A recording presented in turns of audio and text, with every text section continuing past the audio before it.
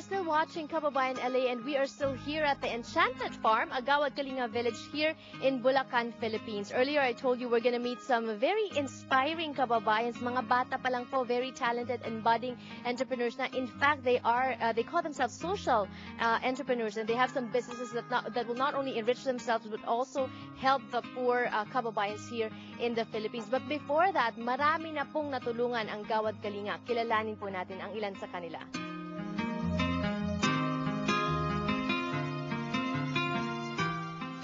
Leilani, paano nabago ng Gawad Kalinga yung buhay mo? Nabago yung buhay namin dito dahil nagkaroon kami ng sarili naming hanap buhay. Kagaya ko, before wala akong trabaho, ngayon mayroon na akong saratan man ako na-assign dun sa pagbabasket waving. Ganun po. Kaya okay, nakakatulong din sa aming pambili pagkain, pangangailangan ng mga anak ko. Ganun po. Marami sa ating mga kababayan, hindi nila talaga naiintindihan kung ano ba yung Gawad Kalinga, ano bang nagagawa nun para sa mga akala nila, nagbibigay lang ng bahay, tapos na. Ipaliwanag mo, paano bang nangyayari? So, hindi ka lang nagkabahay, nagkaroon ka rin ng trabaho at yung asawa mo din?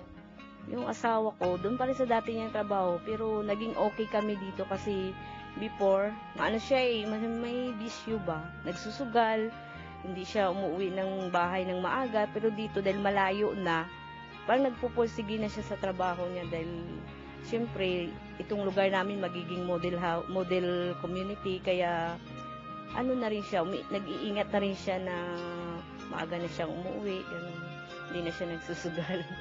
Kaya kahit pa paano nakakaraos na kami, nakakabili kami ng aming mga pangangailangan, mga gamit sa bahay. Yun, malaking pagbabago sa pagsasama namin mag-asawa. Para naman sa'yo, for your personal growth, nagkaroon ka ng trabaho na assign ka sa ratan sa basket weaving. Ano naman ang natututunan mo doon?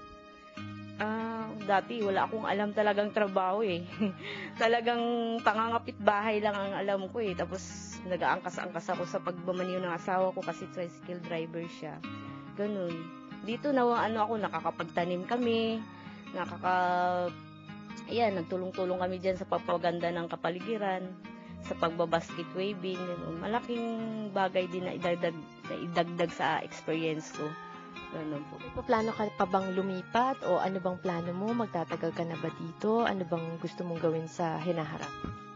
Ay, wala na akong plano pang lumipat kasi doon sa pinanggalingan namin, puro kami upa eh. Yung imbis na pambili namin ng gamit namin, pambili ng damit ng mga anak ko, napupunta pa sa paupa ng bahay, tubig, sa ilaw, malaki din binabayaran namin before.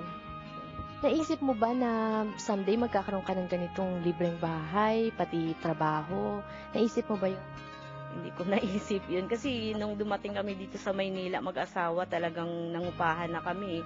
Siguro magkakaroon kami doon sa probinsya pero hindi pa rin namin lupa. Parang magre-rent pa rin kami kahit mura lang pero magre-rent pa rin. Sure, meron kang mga pasasalamatan dahil sa malaking pagbabago sa buhay. Pagpasalamat ako sa una-una sa kay Lord, no?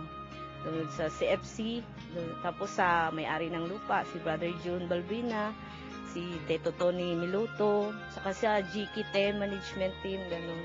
Saka sa mga kapitbahay ko, na nawili na ako dito eh. Kasi kahit malayo sa trabaho ng asawa ko, dahil may mga kapitbahay ako na nakikipagsalamuha ako, okay na yung buhay namin dito.